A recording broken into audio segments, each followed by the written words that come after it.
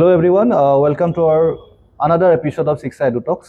আজি আমাৰ লগত আছে শিৱসাগৰ অন্যতম এখন শিক্ষানুষ্ঠান সংস্কৃতি সিনিয়ৰ সেকেন্ডাৰী স্কুলৰ principal Anup Gogoi sir. Sir welcome to our show. Thank you. শিক্ষা এডু টক্সৰ আমাৰ যেটো এটো podcast it is totally education related বা সোসাইটিক ইম্পেক্ট কৰিব পৰা কিছুমান বিষয়বস্তুৰ ওপৰত আমি কথা পাতো। তো আজি আমাৰ পডকাষ্টটো এনেকুৱা ধৰণৰ কিছুমান কুৱেশ্যনে দিয়া আগবঢ়াই লৈ যাম। তো মোৰ পোনপটীয়া প্ৰথম কুৱেশ্যনটো, যেহেতু আপুনি বহু বছৰৰ পৰা এখন শিক্ষানুষ্ঠান নিজে চলাই আছে, শিৱসাগৰত বা উজনি অসমত বা অসমতে এখন প্ৰাইভেট শিক্ষানুষ্ঠান একেবাৰে গছৰ পুলিৰ পৰা ডাঙৰ গছ কৰা যিটো প্ৰক্ৰিয়া, সৰুৰ পৰা ডাঙৰ কৰা, কিমান কঠিন? আপোনাক প্ৰথমে ধন্যবাদ। আৰু দ্বিতীয় কথাটো হৈছে মই অকণমান এটা আপোনাৰ কথাষাৰ মই শুদ্ধ কৰি দিব বিচাৰিছোঁ। আমাৰ বিদ্যালয়খনৰ আচলতে সংস্কৃতি উচ্চতৰ মাধ্যমিক বিদ্যালয়, হায়াৰ ছেকেণ্ডেৰী স্কুল। 6ৰ পৰা থকাৰ কাৰণে আমাৰ হায়াৰ ছেকেণ্ডেৰী, যিসকলৰ 9ৰ পৰা আছে তেওঁলোক ছিনিয়ৰ ছেকেণ্ডেৰী হয়। গতিকে শিৱসাগৰত হয়তো হায়াৰ ছেকেণ্ডেৰী হিচাপে নতুনকৈ হোৱা আমাৰখনেই আছে, সেইকাৰণে বহুতৰে সেইটো অকণমান অসুবিধা হয়। দ্বিতীয় কথা, এখন ব্যক্তিগত শিক্ষানুষ্ঠান চলোৱাটো আজিৰ তাৰিখত যথেষ্ট কঠিন কাম হৈছে। আমি পদে পদে সেয়া অনুভৱ কৰিছোঁ। কাৰণ আজিৰ দিনৰ লগত খাপ খুৱাই নিব পৰাকৈ যিমানবিলাক ইনফ্ৰাষ্ট্ৰাকচাৰ হওক বা ইয়াৰ প্ৰযুক্তিগত যিমানবিলাক বস্তু লাগে, টেকনিকেল কিবা ক্লাছৰুম যি ধৰণে গঢ় দিব লাগে, অডিঅ' ভিজুৱেল ক্লাছৰ কাৰণে আপুনি স্মাৰ্ট বৰ্ডৰ পৰা আৰম্ভ কৰি যিমানখিনি সা সুবিধাৰ প্ৰয়োজন আহি পৰিছে, এই সময়ত যথেষ্ট এটা কঠিন কাম। দ্বিতীয় কথা, আমাৰ যিবিলাক চৰকাৰী পাৰ্মিশ্যনৰ কাম, তাতো যথেষ্ট সময় লাগে, তাতো যথেষ্ট এটা দীঘলীয়া প্ৰক্ৰিয়া। এটা দুটা নহয়, প্ৰায় 9-10টামান পাৰ্মিশ্যন আপুনি কমপ্লিট কৰিবলগীয়া হয় এখন বিদ্যালয় খুলিবলৈ। গতিকে ইমান সহজ নহয়, জটিল হৈছে শিক্ষানুষ্ঠান চলাই ৰখা। তাতে কম্পিটিশ্যন যথেষ্ট বেছি আছে, আৰু তাত নিজকে যদি আপুনি সেই কম্পিটিশ্যনত বা সেই প্ৰতিযোগিতাত নিজকে বৰ্তাই ৰাখিব লাগে, তেতিয়াহ'লে আপুনি নিশ্চিতভাৱে কোৱালিটি কাম কাজ কৰিব লাগিব। সেয়াও যথেষ্ট কঠিন হ'ব। আপোনাৰ আগতে যিহেতু অনলি 11 আৰু 12 আছিলে, মানে কনচেপ্ট আছিলে জুনিয়ৰ কলেজ, এতিয়া ছিনিয়ৰ ছেকেণ্ডেৰী কৰি দিলে, 9 to ইনক্লুড হৈ গ'ল 9-10, 11, 12। এতিয়া সেইটো কৰাৰ পৰা সুবিধা হৈছেনে বিং এ মানে প্ৰাইভেট ইনষ্টিটিউশ্যন, অৰ লাইক বেছি তাত কঠিনহে হৈছে আপোনালোকৰ? আমাৰ কাৰণে যথেষ্ট সুবিধা হৈছে, মই ব্যক্তিগত অনুভৱ। কাৰণ এটা ষ্টুডেণ্টক আপুনি যেতিয়া 10ৰ পিছত হায়াৰ ছেকেণ্ডেৰীত আহি নামভৰ্তি কৰে, তেতিয়া সেই ষ্টুডেণ্টটো, বহু ষ্টুডেণ্ট এনেকুৱা পাওঁ যে আমি মিছগাইড হৈ আহে। আপুনি নিজেও হয়তো অনুভৱ কৰিছে, আমিও ব্যক্তিগতভাৱে অনুভৱ কৰিছিলোঁ। মেট্ৰিকৰ পিছত আমাৰ স্থানীয় অঞ্চলৰ এনে বহু ব্যক্তি থাকে যিসকলে সকলো বিষয়তে নিজকে অভিজ্ঞৰ দৰে ছাত্ৰ ছাত্ৰীসকলক আহি কি কৰে, যে তুমি ছায়েন্সত পঢ়া, তুমি পাৰিবা, নম্বৰ অলপ বেছি পালে বুলি তেনেকুৱা মিছগাইড কৰা হয় বিভিন্ন। তেওঁলোকে আকৌ তাৰপিছত ছাত্ৰজনৰ কোনো খবৰ নাৰাখে, আৰু অভিভাৱকসকলেও তেনেধৰণে মিছগাইড হৈ ষ্ট্ৰীমবিলাক ছিলেকশ্যন কৰাত সমস্যাৰ সৃষ্টি কৰে, যাৰ কাৰণে সেই ষ্টুডেণ্টটোকে যিজন ষ্টুডেণ্টে বা বিজ্ঞানৰ ছাত্ৰ নহয়, তেওঁ সেই ধৰণৰ থিংকিং কেপাচিটি নাই বা জটিলতাত সোমাব নোৱাৰে, তেনেকুৱা ছাত্ৰ ছাত্ৰীবিলাক তেওঁলোকে মানে কি হয়, ছাফাৰ হয়। সেইকাৰণে 9ৰ পৰা পালে আমি গম পাওঁ যে ষ্টুডেণ্টটো কি পৰ্যায়ত আছে, তাক ছায়েন্স, আৰ্টছ, কমাৰ্চ ক'ত নিব পৰা যাব, সেইটো আমাৰ কাৰণে সুবিধা হয়। সেইটো 9, 10, 11, 12 কৰাৰ কাৰণে আমাৰ কাৰণে সুবিধা হৈছে বুলি মই ভাবোঁ। আৰু দ্বিতীয় কথা, অভিভাৱকসকলৰ এটা মই খুব মানে গভীৰভাৱে অনুৰোধ কৰিব বিচাৰোঁ। আচলতে অভিভাৱকসকলে শিক্ষকজনক সুধিবগৈ লাগে, বিদ্যালয়খনৰ য'ত পঢ়ি আছিল তাৰ শিক্ষকজনক, তাৰ ক্লাছ টিচাৰজন, তাৰ প্ৰিন্সিপালক, তেওঁৰ লগত কথা পাতিব লাগে যে ল'ৰাজন বা ছোৱালীগৰাকী আমি কি ষ্ট্ৰীমত পঢ়াম। কিন্তু আমাৰ বহু সময় দেখা যায় তেওঁলোকৰ নিজস্ব ব্যক্তিগত কিছুমান সপোন থাকে, অন্যহাতে কিছুমান স্থানীয় এনে ব্যক্তি থাকে যিসকলে মিছগাইড কৰেহি। আচলতে শিক্ষকজনক সুধিব লাগে, তাৰ পৰিৱৰ্তে কিন্তু বেলেগৰ কথা শুনিহে আৰু এডমিশ্যন দি দিয়ে। সেইকাৰণে 9ৰ পৰা পালে অন্ততঃ আমি ক'ব পাৰোঁ যে এটা ষ্টুডেণ্ট ই ছায়েন্সত যাব পাৰিব নে আৰ্টছৰ হয় নে কিহৰ হয়, আমাৰ কাৰণে সুবিধা হৈছে। আপুনি যিহেতু ক'লে আপোনালোকে ক্লাছ 6ৰ পৰা আছে, হয়, তো এতিয়া 6ৰ পৰা 12লৈকে টোটেল ষ্টুডেণ্ট কেপাচিটি কিমান আছে? আপোনাৰ কিমান ষ্টুডেণ্ট আছে এতিয়া? বৰ্তমান আমাৰ 200+ আছে, 200 অলমষ্ট 263 মান আছে, আৰু আমি 350 হাইষ্ট কেপাচিটি, তাতকৈ আমি দিব নোৱাৰোঁ। 350 ষ্টুডেণ্ট বৰ্তমান সময়ত আমি দিব পৰা আমাৰ ক্লাছৰুম যেনেকৈ আছে, আমি 25টাতকৈ তলৰ ক্লাছত 25টাতকৈ বেছি এডমিশ্যনৰ কাৰণে আমি সুবিধা ৰখাও নাই। আৰু সেইটো ভাবিছোঁ 25টা ষ্টুডেণ্টৰ ভিতৰত এজন শিক্ষক অতি সুন্দৰভাৱে মানে তেওঁ নিজৰ কামখিনি কৰিব পাৰিব, এনে আমি ভাবোঁ। আপোনাৰ শিৱসাগৰ গোটেই ডিষ্ট্ৰিক্টটো যদি মই চাওঁ, হয়, তো শিৱসাগৰ ডিষ্ট্ৰিক্টত ধৰি লওক বহুতকেইখন এনেকুৱা প্ৰাইভেট শিক্ষানুষ্ঠান আছে। এতিয়া স্পেচিয়েলি সংস্কৃতিলৈ কোনকেইটা এৰিয়াৰ ষ্টুডেণ্টছ বেছিকেলি মানে বেছি আহে আপোনালোকৰ তাত? আমাৰ সংস্কৃতি স্কুললৈ যদি আপুনি চায়, তেতিয়াহ'লে দেখিব যে ভটিয়াপাৰ, কোঁৱৰপুৰ, পাণবেচা, হাঁহচৰা, বেতবাৰী, এইপিনে আপোনাৰ ৰুদ্ৰসাগৰ, মেটেকা, বগীদল, এনেকুৱা অঞ্চলবিলাকৰ বেছি ষ্টুডেণ্ট আছে, আৰু এইখিনি সময়তে বেছিকৈ আহিছে। মই কেতিয়াও বহাই নকওঁ যে অন্য ডিষ্ট্ৰিক্টৰ পৰা বহুত ষ্টুডেণ্ট আহিছে, খুব কম সেয়া। আৰু সেইটো আমাৰ শিৱসাগৰৰ বাবে এটা দুৰ্ভাগ্যৰ কথা। শিৱসাগৰ জিলাখন এতিয়ালৈকে শিক্ষানুষ্ঠানৰ বা শিক্ষাৰ এটা হাব হিচাপে গঢ়লৈ উঠা নাই। অন্য জিলাৰ পৰা আমাৰ ইয়ালৈ পঢ়িবলৈ খুব কম ল'ৰা ছোৱালী আহে। এইটো আমাৰ কাৰণে এটা কিন্তু চিন্তনীয় বিষয়। শিৱসাগৰ সেই ধৰণে হৈ উঠা নাই। কিন্তু তাৰ কাৰণ কি বুলি ভাবে আপুনি? বিভিন্ন কাৰণ আছে। ইয়াত বাকী জিলাবিলাকত যি ধৰণৰ সুবিধা আছে সেই সুবিধাবিলাক আমাৰ ইয়াত নাই। আমাৰ ইয়াত শিৱসাগৰ জিলাখনত বিশেষকৈ শিৱসাগৰ সমষ্টিটোতো আৰু নাই। আপুনি যদি চাই এখন ল কলেজ নাই, এখন BEd কলেজৰ অসুবিধা, বা ইয়াত মেডিকেল কলেজ এখন নাই, ইঞ্জিনিয়াৰিঙৰ সুবিধা নাই। এতিয়া আপুনি অসম এনাৰ্জি ইনষ্টিটিউট হৈছে বা কিবা কিবি দুই এটা গঢ়লৈ উঠিছে, কিন্তু আগৰ পৰা সেই বস্তুবিলাকৰ অভাৱে আমাক কিন্তু বহুত বেছি ক্ষতি কৰি আছে। হয়, অ'কে। এতিয়া আজিৰ তাৰিখত অকল ইনষ্টিটিউট এটা চলাবৰ কাৰণে কেইটামান মেইন এলিমেণ্ট, যেনেকৈ আপোনাৰ ষ্টুডেণ্টছ, কোৱালিটি ষ্টুডেণ্টছ, আপোনাৰ তাৰ লগতে কোৱালিটি টিচাৰ্ছ অলছ'। তো আপোনালোকৰ এতিয়া টিচাৰ ষ্ট্ৰেংথটো কিমান আছে? আমাৰ এতিয়া বৰ্তমান 25 জন আছে টিচাৰ। আপুনি তাত ডক্টৰেট ডিগ্ৰীৰ পৰা আৰম্ভ কৰি গ্ৰেজুৱেটলৈকে টিচাৰ আছে আমাৰ। যিহেতু তলৰখিনি পঢ়াবৰ কাৰণে আমি গ্ৰেজুৱেট টিচাৰ ৰাখিছোঁ, ফাইন আৰ্টছৰ কাৰণে আমি টিচাৰ ৰাখিছোঁ। আৰু আমাৰ ভৱিষ্যতৰ পৰিকল্পনাত যদি আপুনি ভাবে, যিহেতু আমাৰ নামটোৱে সংস্কৃতি, অসমীয়া সংস্কৃতিৰ বিভিন্ন ঘটনা বা সংস্কৃতিৰ লগত জড়িত বিষয়বিলাক ধৰি ৰখাৰ কাৰণে আমি চেষ্টা এটা পৰিকল্পনা আৰু অব্যাহত আছেও, ভৱিষ্যতৰ দিনত আৰু বেছি হ'ব। দ্বিতীয়তে শিক্ষা সংস্কৃতিটো আমি যাতে এটা পৰ্যায়লৈ নিব পাৰোঁ, তাৰ কাৰণে আমি চিন্তা কৰিছোঁ। শিক্ষাও এটা সংস্কৃতি, সেই শিক্ষা সংস্কৃতিটোক যাতে শিৱসাগৰত এটা বেলেগ পৰ্যায়লৈ নিব পৰা যায়, তাৰ কাৰণে আমি চেষ্টা ৰাখিছোঁ। আচলতে শিৱসাগৰীয়া সমাজে গ্ৰহণ কৰি ল'ব লাগিব আমাক নিশ্চিতভাৱে। এতিয়া সেই সৰুকৈ আৰম্ভ কৰা স্থানৰ পৰা আজি যি পৰ্যায় পাইছোঁ, তাত ভাবিছোঁ যে শিৱসাগৰীয়া শিক্ষিত সমাজে, শিৱসাগৰীয়া শৈক্ষিক সমাজে আমাক কিছু পৰিমাণে স্থান দিছে, যাৰ কাৰণে আমি আজি পৰ্যায়ত থাকিব পাৰিছোঁ। আপুনি যিহেতু ক'লে যে আপোনালোকৰ প্ৰায় 250 ষ্টুডেণ্ট আছে, এই 250 বা 300 ষ্টুডেণ্ট, মই ধৰি লওক এতিয়া আগন্তুক এতিয়া আমাৰ যিখিনি আপোনালোকৰ এডমিশ্যন ছেশ্যনছ আছে অৱশ্য, তো ষ্টুডেণ্ট বা অভিভাৱকসকলে সাংস্কৃতিত এনেকুৱা কোনটো USP দেখে? আমি যেনে মাৰ্কেটিং টাৰ্ম এটা ইউজ কৰোঁ, বুজি পাইছোঁ। তো USPটো এনেকুৱা কি কেইটা বিষয়বস্তু লৈ পিনি আপুনি ভাবে যে এইকেইটা অভিভাৱকে দেখি পিনি সংস্কৃতিখনকে তেওঁলোকৰ এটা ফাইনেল ডেষ্টিনেশ্যন হিচাপে ভাবে? আমি বেছিকৈ গুৰুত্ব দিওঁ আচলতে টিউশ্যনটো যাতে এভইড কৰিব পৰা যায়, সেই কথাটোত খুব বেছি গুৰুত্ব দিওঁ। আপুনি আজিৰ তাৰিখত টিউশ্যনটো এটা ফেশ্বন হৈছে। টিউশ্যনটো এনেকুৱা অভিভাৱক আহে যে টিউশ্যন লাগিবই। আমি কৈছোঁ 25টা ষ্টুডেণ্ট পঢ়াই আছে এজন শিক্ষকে, 1-to-all টাইম দিছে। ইয়াৰ উপৰি আমি মেণ্টৰ হিচাপে কিছুমান আমাৰ শিক্ষকক নিয়োগ কৰোঁ। এজন শিক্ষকৰ তেওঁৰ অধীনত ধৰি লওক আপুনি 10জন, 5জন, 4জন এনেকৈ আমি ষ্টুডেণ্ট দি দিওঁ। বাছি আমাৰ ফালৰ পৰা আমি দি দিওঁ যে সেইকেইজনৰ অভাৰঅল খবৰ তেওঁলোকে ৰাখিব লাগিব মেণ্টৰে, আৰু পঢ়িছে নাই, যদি বেলেগ ছাবজেক্টতো সমস্যা পাইছে মেণ্টৰজনক জনাব, সেই মেণ্টৰজনে পাৰ্টিকুলাৰ ছাবজেক্টৰ টিচাৰজনৰ লগত কথা পাতিব। এই ধৰণৰ কিছুমান আমি সুবিধা ব্যৱস্থা কৰিছোঁ। আৰু টিউশ্যনৰ বাৰ্ডেনটো যাতে কমাব পৰা যায়, এইটো এটা ৱৰ্কলোড। আপুনি চাব, শ্ৰেণীকোঠাত বা বিদ্যালয়ৰ সময়খিনিত তেওঁলোকে ইয়াত যিমানখিনি পালে, তাৰপিছত আকৌ টিউশ্যনত যাব, টিউশ্যনত গৈ এইখিনি ল'লে, এইখিনি কিন্তু নিজে ছেল্ফ ষ্টাডিৰ কাৰণে সময় নাপায়, যিটো আটাইতকৈ ডাঙৰ কথা। ছেল্ফ ষ্টাডিৰ কাৰণে সময় নাপায় কাৰণে তেওঁলোকে সকলোবিলাক সংগ্ৰহে কৰিছে, কিন্তু তাক আয়ত্ব কৰিবলৈ কিন্তু সময় নাই পোৱা।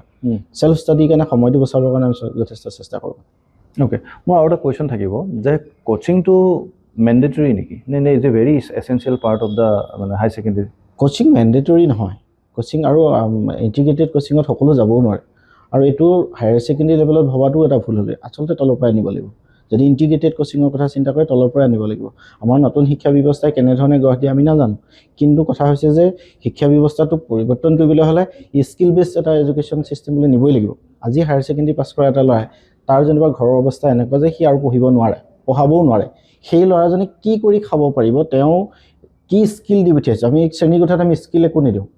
সেই স্কিল বেছড লাৰ্ণিঙৰ কাৰণে বা টিচিঙৰ ব্যৱস্থালৈ যদি আমি নাযাওঁ, তেতিয়াহ'লে আপুনি চাব এতিয়া নতুন কিছুমান স্কিল ছাবজেক্ট আহিছে, যিবিলাক লৈ হয়তো ছাত্ৰ ছাত্ৰীয়ে ভৱিষ্যতৰ দিনত উপকৃত হ'ব। এনেকুৱাও আহিছে, আপুনি পাৰ্চনেল ছিকিউৰিটি নিচিনা ছাবজেক্টো আহিছে। এইটো এটা অন্যত একো নোৱাৰিলেও ধৰি লওক তেওঁ সেইটো দিশতে গৈ হ'লেও কাৰোবাৰ কাৰণে সি এটা প্ৰফেশ্যন হ'ব পাৰে, এনেকুৱাবিলাক আহিছে। কিন্তু ই কিমান ফ্ৰুইটফুল হ'ব আমি নাজানো, কাৰণ তাৰ কাৰণে উপযুক্ত শিক্ষকৰ অভাৱ আছে।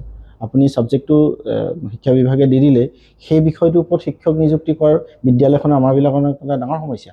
যিমান স্কিল ছাবজেক্ট আহিলে, এতিয়া আৰু এটা ছাবজেক্ট চাব আপুনি বিহু ছাবজেক্টটো আপুনি এজন উপযুক্ত শিক্ষক পাব লাগিব পঢ়ুৱাবৰ কাৰণে। বিহু ছাবজেক্টটো পঢ়াবৰ কাৰণে এজন শিক্ষক লাগিব, আৰু তেওঁ প্ৰশিক্ষণপ্ৰাপ্ত হ'ব লাগিব। এতিয়া বিহু সুৰক্ষা সমিতিৰ যিসকলে তেওঁলোকে এতিয়া আজি কিছুদিন আগত এটা ট্ৰেইনিং দিছে, শিক্ষকজন সেই পৰ্যায়ত তেওঁ প্ৰশিক্ষণপ্ৰাপ্ত হৈছেনে, ছাত্ৰ ছাত্ৰীসকলক তাৰ ওপৰত জ্ঞান দিব পাৰিবনে, এইবিলাকৰ ভৱিষ্যতৰ দিনলৈ একো এটা প্ৰশ্ন। অ'কে, এতিয়া আমাৰ নিউ এডুকেশ্যন পলিচি ইমপ্লিমেণ্টেশ্যন কেনেকৈ হৈছে আপোনালোকৰ? নিউ এডুকেশ্যন পলিচিটো ইমপ্লিমেণ্ট কৰাৰ আগত ইনফ্ৰাষ্ট্ৰাকচাৰ ডেভেলপমেণ্টটো প্ৰথম কাম আছিল। আপুনি স্কুলবিলাকক যদি কৈ দিছে যে 9, 10, 11, 12 যিবিলাক 10লৈকে আছিল তেওঁলোকক যদি 11, 12 খুলিব দিছে, তাৰ ইনফ্ৰাষ্ট্ৰাকচাৰ ৰেডি আছেনে নাই? দ্বিতীয় কথা, তাৰ কাৰিকুলাম কি ধৰণে প্ৰস্তুত হৈছে? তৃতীয় কথা, তাৰ পঢ়াবৰ কাৰণে শিক্ষকসকল নিযুক্তি হৈছে নহয়? এই গোটেইবিলাক প্ৰস্তুত হ'লেহে হ'ব। নিউ এডুকেশ্যন পলিচি সময়ৰ লগত নতুন শিক্ষানীতি অহাটো খুব ভাল কথা, কিন্তু তাত বহু সংশোধনৰ প্ৰয়োজন আছে বুলি মই ব্যক্তিগতভাৱে অনুভৱ কৰোঁ কিছু ক্ষেত্ৰত। অ'কে, ইয়াত আৰু এটা বস্তু আমি দেখিছোঁ যে যুৱ প্ৰজন্মৰ উশৃংখলতা, হয়, due to any reasons, maybe it's kind of a addiction or subordinate বহুত কিছুমান ৰিজনৰ কাৰণে যুৱ উশৃংখলতাটো বৃদ্ধি পাইছে। চ' এজ এ আপুনি এডুকেটৰ বা এজ এ এডুকেশ্যনিষ্ট, ত' আপুনি কি ভাবে, আপোনাৰ মতামতটো কি তাৰ ওপৰত? চাওক, যুৱ উশৃংখলতাটো সমাজে সৃষ্টি কৰা এটা সমস্যা। আপুনি যদি কয় তেওঁলোকৰ ছাত্ৰ ছাত্ৰীসকলৰ সমস্যা এইটো, কিন্তু আমি চৌপাশৰ পৰিৱেশটো কি ধৰণে গঢ় দিলোঁ? আপুনি এই উশৃংখল বাতাবৰণত গুচি যোৱা মূলতে কিন্তু নব্য উদাৰীকৰণ অৰ্থনৈতিক নীতি আছে, যিটো নিউ লিবাৰেল ইকনমিক পলিচি। ই বজাৰখন ৰংচঙীয়া কৰি দিলে। ৰংচঙীয়া বজাৰখনত মানুহৰ উপভোগ কৰিবৰ কাৰণে ইমান বস্তু আনি দিলে, তাত অতিবাহী থাকিব বিচাৰে। আপুনি ৰাতিপুৱা শুই উঠাৰ পৰা ৰাতি শোৱালৈকে মোবাইলটোত ইমানেই বস্তু আছে, তাত অভ্যস্ত হৈ থাকিবৰ কাৰণে সিহঁতে বাকী আমাৰ যিবিলাক আনুষংগিক বিষয় আছিল, আমাৰ যিবিলাক অনুভূতি অনুভৱ এইবিলাক কথাবিলাক আছে, এইবিলাক কমি গৈছে। আপুনি এতিয়া পেৰেণ্টছক মই আটাইতকৈ বেছি যদি অনুৰোধ কৰিব বিচাৰিম, তেতিয়াই হৈছে ছাত্ৰ ছাত্ৰীসকল বা তেওঁলোকৰ সন্তানক সময় দিয়ক, মানুহ হিচাপে গঢ় দিয়ক। মানুহ বনালেহে মানৱীয় অনুভূতি থাকিব।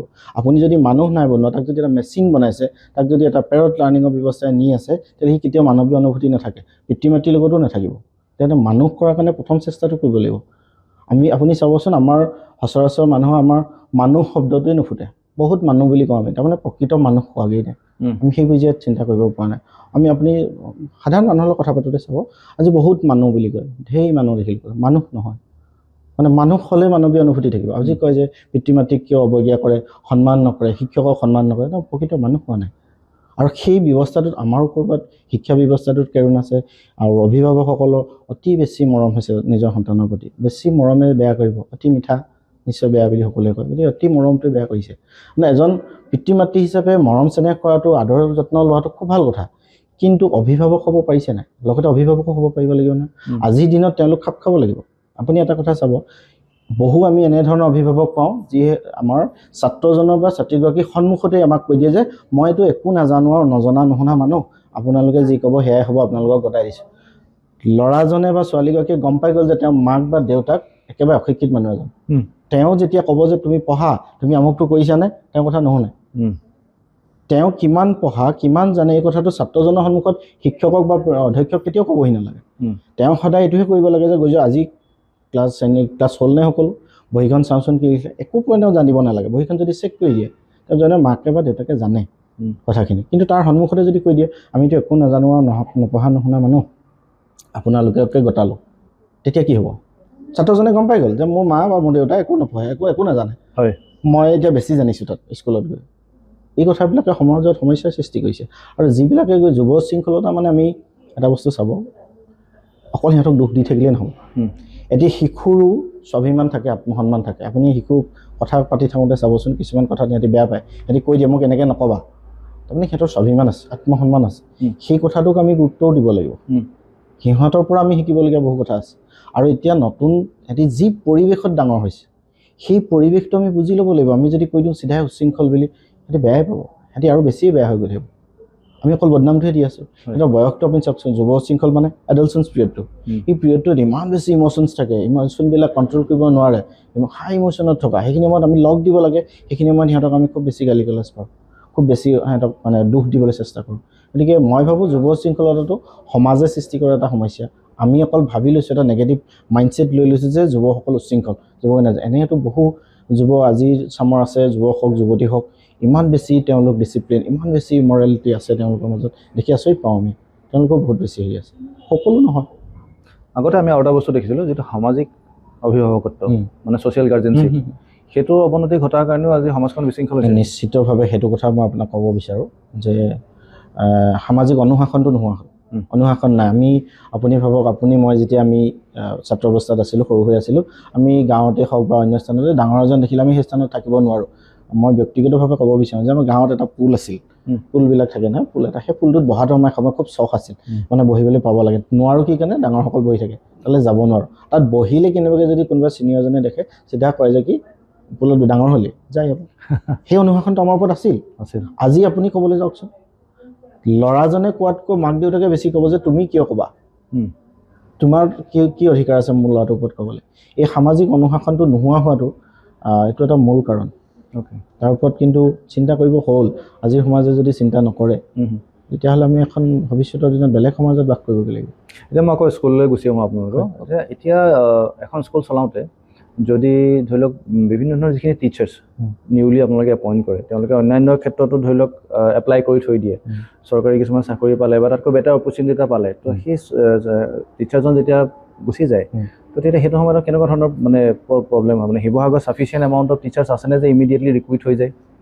সেইটো এটা ডাঙৰ প্ৰস্তাৱনা কিন্তু এটা কথা ঠিক যে প্ৰত্যেক বছৰে ইমান ছাত্ৰ ছাত্ৰী বাহিৰ হৈ আহি আছে ইউনিভাৰ্চিটি কলেজবিলাকৰ পৰা আপোনাৰ সেই অভাৱটোত আমি ইমান নহ'ব আপোনাৰ বেয়া লাগিব যে প্ৰত্যেক বছৰে আমি চাগে প্ৰায় 50-60খন 70খন কেতিয়াবা 150 পাৰ হৈ যায় ইমান বায়'ডাটা আমি এনেই ফাইলত ৰাখি থৈ দিব লাগে কেতিয়াও ইউজ কৰিব তেওঁলোকৰ লগত আমি একো কৰিব নোৱাৰোঁ বেয়া লাগে ইমান হাইলি কোৱালিফাইড ষ্টুডেণ্টবিলাক যদি আহে পাছ কৰি তেওঁলোকে অকণমান জেগা বিচাৰে কিন্তু আমি দিব নোৱাৰোঁ আমাৰো লিমিটেশ্যন আছে আমাৰো সীমাবদ্ধতা আছে আমি দিব নোৱাৰোঁ কিন্তু এই নিবনুৱা সমস্যাটো ইমান দ্ৰুতগতিত বৃদ্ধি পাইছে যিটোৱে আপুনি দেখিছে যে এতিয়া মানে মাষ্টাৰ্ছ হওক গ্ৰেজুৱেটবিলাকে হওক আপুনি 3rd গ্ৰেড 4th গ্ৰেডৰ পৰীক্ষাবিলাকৰ কাৰণ ব্যস্ত হৈছেগৈ তাত গৈ এইটো এটা ৰিচোৰ্চ এটা ৱেষ্ট অফ আৱাৰ ৰিচোৰ্চ মানৱ সম্পদৰ আমাৰ মানে এইটো অৱক্ষয় হৈছে এইটো কি কয় মিছ ইউজ হৈছে আপুনি অপব্যৱহাৰ হৈছে আমি ইমান সমস্যাত নপৰোঁ যথেষ্ট মানে ছাত্ৰ ছাত্ৰী শিক্ষিত হৈ প্ৰত্যেক বছৰে আহি আছে ভাল লাগে কেতিয়াবা আমাৰ নিজৰ পঢ়াই ওলাই যোৱা ছাত্ৰ ছাত্ৰীয়ে বিদ্যালয়ত বিচাৰি আহে আমি দিব পাৰিলে ভাল পাওঁ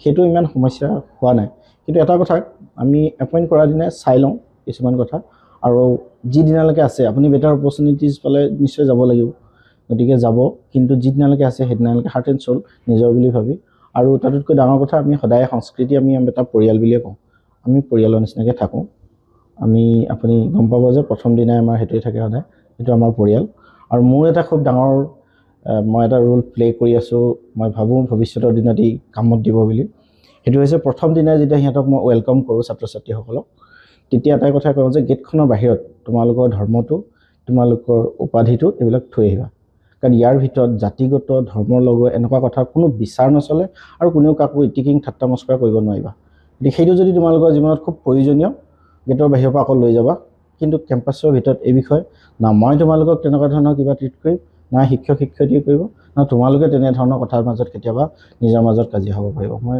সুবিধা নিদিম সেইটো মই প্ৰত্যেক বছৰে প্ৰথম দিনাই মোৰ সেইটো থাকে ইয়াতে আৰু এটা মই কথা কিছুমান প্ৰাইভেট আমি স্কুল বা ইনষ্টিটিউশ্যন আমি বাহিৰত আউটছাইড অফ দ্য আছামো মই দেখিছোঁ এগ্ৰেছিভ মাৰ্কেটিং কৰাৰ ফলত যিখিনি কোৱালিটি এডুকেশ্যনৰ ইনষ্টিটিউশ্যন তেওঁলোকৰ অলপ দিগদাৰ হয় নেকি ডেফিনেটলি হয় মাৰ্কেটিংটো এটা ডাঙৰ বিষয় প্ৰাইভেট ইনষ্টিটিউশ্যন হিচাপে এইটো নহয় যে আমি চৰকাৰী বিদ্যালয়ৰ বিৰোধিতা কৰোঁ সেইটো নহয় আপোনাক মই এটা কথা কৈ যাব বিচাৰোঁ আমাৰ এটা ব্লেম আছে বা বদনাম এটা কয় যে ব্যক্তিগত শিক্ষানুষ্ঠানে ব্যৱসায় কৰিছে আপুনি কিয় ব্যৱসায় বুলি কৈছে শব্দটোতো আপুনি উদ্যমিতা বুলিও ক'ব পাৰে আপুনিতো ক'ব পাৰে যে উদ্যমী বা উদ্যমিতাৰ কাম কাজ কৰিছে ইয়াতে কিমান নিবনুৱা সংস্থাপিত হৈ আছে কিমান পৰিয়াল চলি আছে তেওঁলোকে নিজে আমাৰ সকলোৱে শিক্ষা গ্ৰহণ কৰাৰ পিছত আমাৰ কাম কি থাকে আমি তাক ক'ত লগাব পাৰোঁ আমি পঢ়িলোঁ আমি ছাত্ৰ ছাত্ৰী কেনেকৈ নিজৰখিনি দি যাব পাৰোঁ তাৰ এটা এটুকুৰা প্লেটফৰ্ম পাইছে চৰকাৰে যিখিনি কৰিব পৰা নাই তাক যদি আমি লগ লাগি আৰু দ্বিতীয় কথা আমিতো সংস্কৃতি স্কুলৰ বা বিদ্যালয় আমি এখন এডুকেশ্যনেল ছ'চাইটিত আছোঁ শৈক্ষিক অনুষ্ঠান আমাৰ কোনো ইণ্ডিভিজুৱেল অ'নাৰশ্বিপ নাই আৰু আমি কোনো প্ৰফিট শ্বেয়াৰ নকৰোঁ আমি দৰমহা লওঁ কাম কৰিছোঁ যদি দৰমহা লওঁ সেই ছ'চাইটি যদি কোনো কাম কৰা নাই তেওঁ দৰমহা নলয় যিজনে কাম কৰিছে তেওঁ দৰমহা লয় গতিকে আমি কামৰ বিনিময়তহে দৰমহা লৈছোঁ প্ৰফিট শ্বেয়াৰ আমি কৰা নাই দ্বিতীয় কথা এটা উদ্যমিতাৰ এটা পৰিৱেশ উদ্যমিতাটো আটাইতকৈ গুৰুত্বপূৰ্ণ কথাটো হৈছে কি যে আপুনি নেক্সট জেনেৰেশ্যনৰ কাৰণে এটা ষ্টেপত নীড থৈ দিছে তাৰপিছৰ পৰাহে তেওঁলোক যাব লাগে জাৰ্ণিটো এটা আগবঢ়াই থৈ গৈছে আপুনি সংস্কৃতি স্কুলখন আজি যদি মই দায়িত্বত আছোঁ মই এটা পৰ্যায়লৈ থৈ গৈছোঁ নেক্সটজনে তাৰ পৰাহে নিব লাগিব চৰকাৰী চাকৰি কৰাৰ লগে লগে আপুনি চবেই আকৌ জিৰ'ৰ পৰা নেক্সট জেনেৰেশ্যন জিৰ'ৰ পৰা আকৌ ষ্টাৰ্ট কৰিব লাগিব চাকৰি বুলি কোৱাৰ লগে লগে আকৌ জিৰ'ৰ পৰা ষ্টাৰ্ট কৰিব লাগিব আপুনি সেইকাৰণে মই বেছি এণ্টাৰপ্ৰিনৰটো প্ৰিফাৰ কৰোঁ মই নিজেও চৰকাৰী বিভিন্ন মানে শিক্ষকেই হওক বা অন্যান্য হেৰিয়াত চিলেক্ট কৰিব যোৱা নাই মই নিজে ব্যক্তিগতভাৱে অনুভৱ কৰোঁ যে উদ্যমিতাটো খুব প্ৰয়োজন আমাৰ বিভিন্ন ক্ষেত্ৰবিলাকত আমাৰ অসমত এইবিলাক খুব কম হৈছে আৰু প্ৰফেচনেলিজিমটো যথেষ্ট কম সেই বিষয়টো অলপ গুৰুত্ব দিবলগীয়া কথা আছে নিউ এজ লাৰ্ণিঙত যিখিনি বিষয়বস্তু পৰে ষ্টুডেণ্টসকলক আজি আহি থকা আধুনিকতাৰ লগত খাপ খুৱাবলৈ তো আপোনালোকৰ কলেজৰ ফালৰ পৰা এনেকুৱা কিবা ইনিচিয়েটিভ লয় নেকি ষ্টুডেণ্টৰ লগত? নতুন যিমানবিলাক আছে সেই সকলোবিলাকৰ লগতে খাপ খুৱাবৰ কাৰণে আমি চেষ্টা কৰোঁ, কাৰণ যিসকল শিক্ষক শিক্ষয়িত্ৰী আছে তেওঁলোক আপ টু ডেট, সেইটো এটা গুৰুত্বপূৰ্ণ কথা, সকলো আপ টু ডেট। আৰু সেইকাৰণে তেওঁলোকে শ্ৰেণীকোঠাত আমি তেওঁলোকক সম্পূৰ্ণ স্বাধীনতা দিছোঁ। তাৰোপৰি আমি বিদ্যালয়ৰ তৰফৰ পৰা কিছুমান অনুষ্ঠান তেনেধৰণৰ আয়োজিত কৰি থাকোঁ যিবিলাকত নিব পৰা যাব। আৰু মই আজিলৈকে যিমানবিলাক কেৰিয়াৰ কাউন্সিলিঙৰ কাৰণে বা অন্যান্য শিক্ষানুষ্ঠানবিলাকৰ কাৰণে তেওঁলোকে সময় বিচাৰি আহে অকণমান শ্ৰেণীকোঠাত ছাত্ৰ ছাত্ৰীৰ লগত ইণ্টাৰেকশ্যন কৰিবৰ কাৰণে, মত বিনিময় কৰা, মই প্ৰত্যেককে কাকো নিৰাশ কৰা নাই, মই সকলোকে সেই অপৰচুনিটিটো দিওঁ। আপুনিও হয়তো গম পায়, মানে মনত আছে নিশ্চয়, মই সকলোকে মানে সেই সুবিধাখন দিওঁ যাতে ছাত্ৰ ছাত্ৰীৰ লগত ইণ্টাৰেকশ্যনটো কৰিব পাৰে। নতুন কথা এটা তেওঁলোকে কঢ়িয়াই আনিছে, তেওঁলোকলৈ এই বাৰ্তাটো যাওক, সেই সুবিধাটো মই দিয়ে। যিহেতু আপুনি কাউন্সিলিঙৰ কথাটো উলিয়ালে, মই সুধিবই লাগিব, যিহেতু মই আপোনালোকৰ পুৰণা চিনাকি। হয় হয়। আৰু সংস্কৃতিৰ পৰা বহুতো ধৰি লওক এনেকুৱা মই দেখিছোঁ যে কোৱালিটি ষ্টুডেণ্ট ওলাইও গৈছে। এতিয়া এটা কথা হৈছে যে ডে বাই ডে ষ্টুডেণ্টৰ কোৱালিটিটো ক'ৰবাত কমিছে নেকি? মানে আনুষংগিক বেলেগ বিষয়বস্তু ডাইভাৰ্টেড হৈছে নেকি? আৰু সেই ডাইভাৰ্জনটো আমি এটা প্ৰপাৰ চেনেলাইজ কৰিব পাৰোঁ নেকি? নিশ্চিতভাৱে আমি চেনেলাইজ কৰিব পাৰোঁ, কিন্তু অলপ কোৱালিটি কিছু এটা নহয়, তাৰতম্য ঘটিছে, নঘটাও নহয়। মানে কি হৈছে, আপুনি ধৰি লওক সিহঁতৰ সময়বিলাক ব্যৱহাৰ কৰা মানে উপায় ধেৰ ওলাই গ'ল, বহুত বেছি উপায় ওলাই গ'ল, সেইবিলাকত জড়িত হৈ থকাৰ কাৰণে হয়তো আমি এনেকুৱা কেতিয়াবা অনুভৱ কৰোঁ যে আগৰ ষ্টুডেণ্টবিলাকতকৈ এতিয়া ষ্টুডেণ্টবিলাক অলপ ক'ৰবাত কোৱালিটি হেৰি হৈছে নেকি তেনেকুৱা। কোৰ্চবিলাকো কমাই দিছে আজিকালি, তেওঁলোকৰ কাৰণে সুবিধাও হৈছে। আপুনি মাজতে ক'লে যে সংস্কৃতিৰ পৰা কোৱালিটি ষ্টুডেণ্ট ওলাই গৈছে, তো মই কৈ ভাল পাম যে আমাৰ ফাৰ্ষ্ট বেটছৰ কেইবাজনো ডক্টৰ শিৱসাগৰতে কেইবাটাও গ্ৰাম্য হেৰিয়াত তেওঁলোকে ছাৰ্ভিচ দি আছে। দিচাংমুখ PHCত আছে, এতিয়া বৰ্তমান এজন তেওঁ ওলালে দিচাংমুখ PHC পৰা, শেষ হ'ল। নামটি চাৰিআলি যিহেতু তাত আমাৰ ছাত্ৰ তেওঁলোকে তেনেধৰণৰ মানে প্ৰথম বেটছতে ওলাই গৈছিল। আজি চৰকাৰী হেৰিয়াত মানে চিকিৎসা হেৰিয়াত তেওঁলোকে সেৱা আগবঢ়াই আছে, ইঞ্জিনিয়াৰিঙত আছে, এতিয়া বৰ্তমানো কেইবাজনো পঢ়ি আছে মেডিকেলত। হয় হয়। আৰু পেৰেণ্টছসকলক লৈ পিনে আপোনালোকৰ কিবা যেনেকৈ ধৰি লওক পেৰেণ্টছ মিটিং বা পেৰেণ্টছ মিটিংবিলাক প্ৰায় দেখা যায় যে তেওঁলোকৰ ল'ৰা ছোৱালীসকলৰ মানে মাৰ্কিং বা স্ক'ৰিঙৰ ওপৰতে এটা আলাপ আলোচনা হয়। তো তাৰ উপৰিও পেৰেণ্টছসকলৰ কাৰণে কি কৰিব পাৰি? পেৰেণ্টছসকলে মই আপোনাক এইটো কথা কওঁ, পেৰেণ্টছ কাউন্সিলিঙৰ খুব প্ৰয়োজন আছে। কাউন্সিলিং তাৰ অৰ্থ এইটো নহয় যে তেওঁলোকক আমি শিকাই পঠিয়াই দিম এনেকৈ কৰিব, তাৰমানে তেওঁলোকৰ লগত পৰা আমি জানিবলগীয়া আছে। তেওঁ ষ্টুডেণ্টটো আমি অলপ সময় ক্লাছৰুমত পাওঁ, ক্লাছৰুমত তাৰ বিহেভ বেলেগ হ'ব, ঘৰুৱা পৰিৱেশত বিহেভ বেলেগ হ'ব। ঘৰৰ যদি আপুনি সময়খিনি নাজানে, ঘৰখনৰ পৰিৱেশটো কেনেকুৱা আপুনি যদি নাজানে, আপুনি ইয়াৰ পৰা ৱৰ্কলোড এটা দি পঠিয়াইছে বা পঢ়িব কৈছে, নহ'ব। মই এনেকুৱা ষ্টুডেণ্টো পাইছোঁ, আপোনাক কওঁ যে এগৰাকী ছাত্ৰীয়ে মোক ক'লে যে মোৰ দেউতাৰ দুজন, মই অলপ চক হৈছোঁ দেউতাৰ দুজন, তেতিয়া ক'লে মোৰ দিনৰ দেউতাজন আৰু ৰাতিৰ দেউতাজন বেলেগ। কাৰণ দিনৰ দেউতাজন মোৰ ইমান ভাল লাগে, মই ইমান বেছি ভাল পাওঁ, আৰু ৰাতিৰ দেউতাজনে বহুত বেছি ঘৰত অত্যাচাৰ কৰে। গতিকে আপুনি সেই ঘৰখনৰ পৰিৱেশটো নজনাকৈ ছোৱালীজনীক আপুনি যদি লোড দি আছে, তাই মানসিক অৱস্থাটো আপুনি কেনেকৈ গম পাব? সেইকাৰণে পেৰেণ্টছৰ লগত আমাৰ যোগাযোগ থকাটো খুব প্ৰয়োজন। আৰু তেওঁলোকৰ সেই পৰিৱেশত কেনেকৈ আঁতৰাব পৰা যায়, সেই পৰিৱেশৰ পৰা কেনেকৈ আঁতৰাব পৰা যায়, তাত কেনেকৈ শিক্ষাটো ফলপ্ৰসূ কৰিব পাৰি, তাৰ কাৰণে আমি কাম কৰিব লাগিব। আৰু আমি গাৰ্জেনৰ লগত তেনেকৈ কথা পাতোঁ। কিন্তু বহু গাৰ্জেনৰ আজিৰ তাৰিখত এটা বেলেগ ধৰণৰ এটা চিন্তাধাৰা গঢ় লৈ উঠিছে যে তেওঁলোকে ভাবে প্ৰাইভেট স্কুল এখনত দি দিলোঁ আৰু মোৰ ল'ৰা ছোৱালী ভাল হৈ ওলাই আহিব। সেইটো কেতিয়াও নহয়। শিক্ষা ব্যৱস্থাটো যদি আগুৱাই নিবলগীয়া হয়, তেতিয়াহ'লে শিক্ষক, ছাত্ৰ, অভিভাৱক আৰু চৌপাশৰ সমাজ সকলো জড়িত থাকিব লাগিব। আপুনি কাষৰ পৰিৱেশটোও যদি ভাল নহয়, আপুনি শিক্ষানুষ্ঠানখন বহুত ভাল হ'লেও আপুনি নোৱাৰিব তেনেধৰণৰ ষ্টুডেণ্ট এটা। সেইকাৰণে সকলো জড়িত, এইটো এটা সামগ্ৰিক চেষ্টা হ'ব লাগিব মই ভাবোঁ। এতিয়া মই পেৰেণ্টছৰ পইণ্ট অফ ভিউৰ ফালৰ পৰা কথা এটা হ'ল যে পেৰেণ্টছসকলক যেনিবা কোৱাই হ'ল যে আপোনালোক আহক, আমাৰ লগত জড়িত হৈ থাকক যোগাযোগ। কিন্তু বৰ্তমানৰ যিটো এতিয়া লাইভলিহুডৰ যিটো মানে প্ৰেছাৰ, ষ্ট্ৰাগল, আৰ্থসামাজিক দিশটো যিহেতু আমাৰ ইমান সবল নহয়, যিহেতু আপুনি কৈ গ'ল যে ৰংচঙীয়া আৰু ভিতৰি অকণমান বস্তুটো হাৰ্ডলছ আছে। চ' ইমানখিনি ৰাতিপুৱাৰ পৰা গধূলি বিভিন্নজন বিভিন্ন ক্ষেত্ৰত মানে তেওঁৰ জব বেলেগ, প্ৰফেশ্যন বেলেগ, তো তেওঁলোকক সেই সময় এটা কমন সময় এটা সকলোকে ননাটো এইটোতো এটা খুব ষ্ট্ৰাগলৰ বিষয়। আমি সেইকাৰণে পেৰেণ্টছ মিটিংবিলাক সময় একেলগে সকলোকে নিদিওঁ, আমি বেলেগ বেলেগ সময় মাতোঁ। 10জন দিলোঁ যদি আজি আপুনি আহিব নোৱাৰিলে কাইলৈ আহিব, তেওঁলোকক সেই প্ৰিফাৰেঞ্চটো আমাৰ দিয়া আছে। আমি একেলগে হলত বহালে তাৰমানে এনেকুৱা হয়, পেৰেণ্টছ মিটিংবিলাক এনেকুৱা হ'ব নালাগে হল এটাত সকলোকে বহালে আপুনি ইয়াৰ পৰা ভাষণ দি আছে, তেওঁলোকে শিক্ষকখনে কথা ক'বলৈও আৰু মানে আপোনাৰ ফৰ্মেল মিটিঙত কথা কোৱা হেবিট নাই, নকয় নে গুচি যায়গৈ, তেনেকুৱাও হ'ব নালাগে। সেইকাৰণে আমি 5জনকৈ বা 10জন এনেকুৱাকৈ মাতি আমি লগ কৰোঁ, কথা পাতোঁ যে আপোনালোকৰ সমস্যাবিলাক কি। কিন্তু বহু পেৰেণ্টছ আছে তেওঁলোকে আহিবই নিবিচাৰে। আপুনি ছাত্ৰজনে ধৰি লওক 5 দিন নাই অহা, তেওঁলোকে একো নজনায়ো, অথচ কিন্তু আপুনি যদি এদিন উলিয়াই দিলে আপোনাৰ ওপৰত মানে প্ৰশ্ন সুধিব যে মোক কিয় উলিয়াই দিলে। এনেকুৱা কেতিয়াবা হয় নহয়, আমি ষ্টুডেণ্ট বহিষ্কাৰ কৰিবলগীয়া হয়, 5 দিন 10 দিনৰ কাৰণে কিবা কৰিব লগা হয়। তেতিয়া ইমান প্ৰেছাৰ আহিব, ইমান কথা আহিব, কিন্তু আপুনি তেওঁ 5 দিন নাহোঁতে কিন্তু আপোনাক জনাব লাগে বুলি তেওঁ অনুভৱ নাই কৰা।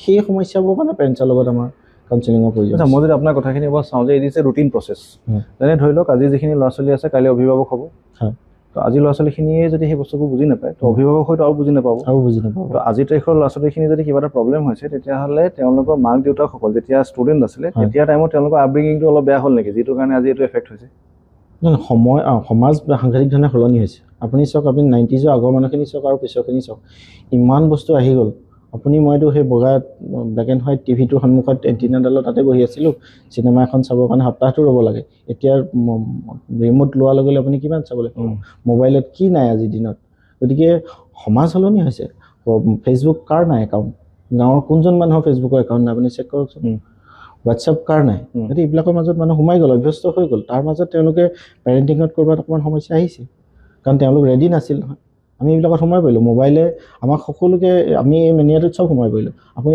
এটা বস্তু লক্ষ্য কৰিব যে কোনো কাৰণ নোহোৱাকৈ আপুনি যেতিয়া মোবাইলটো তুলি ল'লে তেতিয়াহে চাব যে আপুনি চিকাৰ হৈ গ'লে এইটো বেমাৰ আমিতো মোবাইলটো একো কাৰণ নোহোৱাকৈ তুলি লওঁ কেতিয়াবা এনেই আছোঁ মোবাইলটো কিন্তু তুলি ল'লোঁ কল কৰিব লগা নাছিল মেছেজ কৰিব লগা নাছিল কিবা চাৰ্চ কৰিব লগা নাছিল বাট মোবাইলটো তুলি ল'লোঁ ডেট মিনছ আমি তাত সোমাই পৰিলোঁ ভুক্তভোগী আমি সকলোৱে ভুক্তভোগী হৈছোঁ অভিভাৱকসকল আৰু বেছি হৈছে ব্যস্ত জীৱনৰ মাজত অকণমান তেওঁলোকে অকণমান সময় নিজক দিব বিচাৰে অকণমান সময় তেওঁলোকে মোবাইলটো লৈ বা নিজৰ বন্ধু বান্ধৱৰ লগত সময় পাৰ কৰিবলৈ বিচাৰে খুব জটিল সময় আহিছে মই সেইকাৰণে কৈছোঁ যে AI আহোঁতে আমাৰ এই অৱস্থা হৈছে যিদিনা AGI আহিব সেইটো আৰু এডভান্স সেইদিনা আমি কি মুখামুখি হ'ব লাগিব ভাবক আপোনাৰ মোৰ প্ৰয়োজনে নাই বুলি হয়তো কৈ দিব পাৰোঁ হয় মই আৰু এটা প্ৰশ্ন শুনো শেষলৈ যে আপোনালোকৰ এতিয়া এডমিশ্যনছবিলাক যেতিয়া হয় তো ছায়েন্স ষ্ট্ৰীম আৰ্টছ ষ্ট্ৰীম তো তাৰ এলিজিবিলিটি ক্ৰাইটেৰিয়াটো কেনেকুৱা মানে যিসকলে এতিয়া আহিম বুলি ভাবি আছে সংস্কৃতিলৈ তেওঁলোকে জনাটো খুব দৰকাৰ না আমি এণ্ট্ৰেঞ্চ টেষ্ট নাপাতোঁ তেনেকুৱাকৈ সেইটো একদম চিধা কথা খালি এনেকুৱা হয়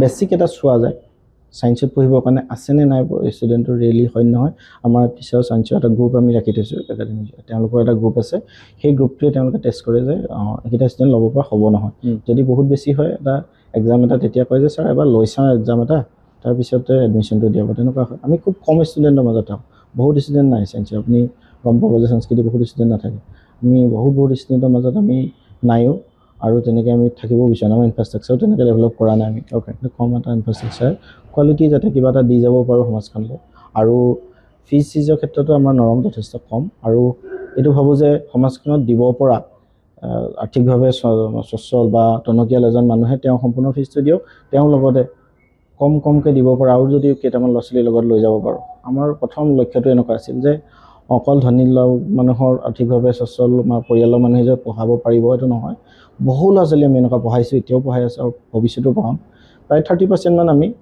50% ৰেহাই বা তাতকৈ কম কিছুমান আছে পঢ়াম আৰু বিনামূলীয়াকৈ প্ৰত্যেক বছৰে 2টা ষ্টুডেণ্ট থাকে বিনামূলীয়া বুলি ক'লে মই এটা কথা মনত পৰিলে মই আগতে আৰু দুটামান পষ্টকাৰ্ডত শিৱসাগৰৰ কেইবাজনো মানে মই এডুকেটৰৰ লগত কথা পাতিছোঁ আৰু মই কেইবাখন প্ৰাইভেট আপোনালোকৰ নিচিনা ছিনিয়ৰ ছেকেণ্ডেৰী বা হায়াৰ ছেকেণ্ডেৰী স্কুলৰ লগতো পাতিছোঁ এই ফ্ৰী এডমিশ্যন বস্তুতে ক'ৰবাত নহয় ক'ৰবাত খেলি মেলি অলপ লগাইছে নেকি নাই ফ্ৰী এডমিশ্যন আমি অকল এটাই ৰাখোঁ আৰ্টছত এটা ছায়েন্সত এটা সেইটো পাবৰ কাৰণে তেওঁলোক উপযুক্ত হ'ব লাগিব মেৰিটিয়াছ হ'ব লাগিব প্লাছ ইকনমিকেলি বেকৱাৰ্ড বা প'ৰ যিটো পৰিয়ালে বিয়াৰ কৰিব নোৱাৰে সেই ষ্টুডেণ্টকে আমি দিম নহয় মানে বহু ষ্টুডেণ্টটো আমি নাৰাখোঁ যে যি পাবৰ কাৰণে যি উপযুক্ত যি পঢ়াব বিচাৰিছে ব্যক্তিগত শিক্ষানুষ্ঠানত তেনেকুৱা ধৰি লওক আপুনি এটা বছৰত 5জনে এপ্লাই কৰে কেতিয়াবা 10জনে কৰে তাৰ ভিতৰত এজনে নিশ্চয় চিলেক্ট হ'ব বহুত স্কোপ ৰখা নাইতো আমি নহয় এনেই আপোনাৰ ধৰি লওক ফ্ৰী এডমিশ্যন বুলি কৈ দিয়া হয় যিকোনো বস্তুতে ফ্ৰীতে পাই যোৱাৰ লগে লগে আদৰটো কমি যায় এতিয়ালৈকেতো বহু ষ্টুডেণ্ট তেনেকুৱা পঢ়ালোঁ হোষ্টেলত ৰাখিও আমি পঢ়ালোঁ নিজাববীয়াকৈ কিতাপ পত্ৰ দিও পঢ়াইছোঁ আমি তেনেকুৱা অনুভৱ কৰা নাই ফ্ৰী হোৱাৰ কাৰণে তেওঁলোকে নপঢ়িলে এনেকুৱা নহয় কোৱালিটি হিচাপে থাকিব মনত ৰাখিব আপুনি যাৰ কোৱালিটি আছে সি কিন্তু নিজৰ ৰাস্তাত গুচি যাব যাৰ নাই যি প্ৰদৰ্শনকামী তাত আছে সি ক'ৰবাত নহয় ক'ৰবাত ৰৈ যাব অ'কে আপোনালোকৰ ছেফটি মেজাৰ্ছবিলাক লৈ পিনি গাৰ্ল ছেফটি হওক বা হোষ্টেলবিলাক লৈ পিনি মানে তাৰ পৰিৱেশটো কেনেকুৱা হোষ্টেলৰ পৰিৱেশ মানে হোষ্টেল আমাৰ নিজা হোষ্টেল নাই আমি হোষ্টেলত থকা ষ্টুডেণ্ট বহুত বেছি নাই খুব কম আছে আমি এখন হোষ্টেলৰ লগত টাই আপ কৰি লৈছোঁ আৰু তেওঁলোকৰ তাতে ৰাখোঁ মই নিজে পাৰ্চনেলি তাত ভিজিট কৰোঁ চাই থাকোঁ খবৰ এনি টাইম ৰাখি থাকোঁ আৰু দ্বিতীয় কথা হৈছে কেম্পাছৰ ভিতৰত ছেফটিৰ কাৰণে যিখিনি লাগে শিৱসাগৰ জিলাৰ ফালৰ পৰা আমাক মক ড্ৰিলৰ প্ৰগ্ৰেমে হওক বা এনেকুৱা বাকী যিমানখিনি আমাক প্ৰয়োজনীয় লাগে বুলি কৈছে সেইখিনি আমি প্ৰস্তুত কৰি ৰাখিছোঁ অ'কে ঠিক আছে thank you so' much sir আৰু ময়ো ৰাইজক জনাব বিচাৰোঁ যে আপোনালোকে সংস্কৃতি হায়াৰ ছেকেণ্ডেৰী স্কুল হয় হায়াৰ ছেকেণ্ডেৰী স্কুল তাৰ লগত যদি আপোনালোকে দেখিছে যে আপোনালোকৰ ল'ৰাটো বা ছোৱালীজনী তাত আপোনালোকে এডমিশ্যন দিয়াব লাগে বা তাৰ পৰা শিক্ষা গ্ৰহণ কৰাব লাগে তেতিয়াহ'লে নিশ্চয় ছাৰৰ লগত যোগাযোগ কৰিব তো আজিলৈ আমাৰ পডকাষ্ট ইয়াতে সামৰণি মাৰিছোঁ ধন্যবাদ আৰু আগন্তুক এপিছ'ডবিলাক চাই থাকিব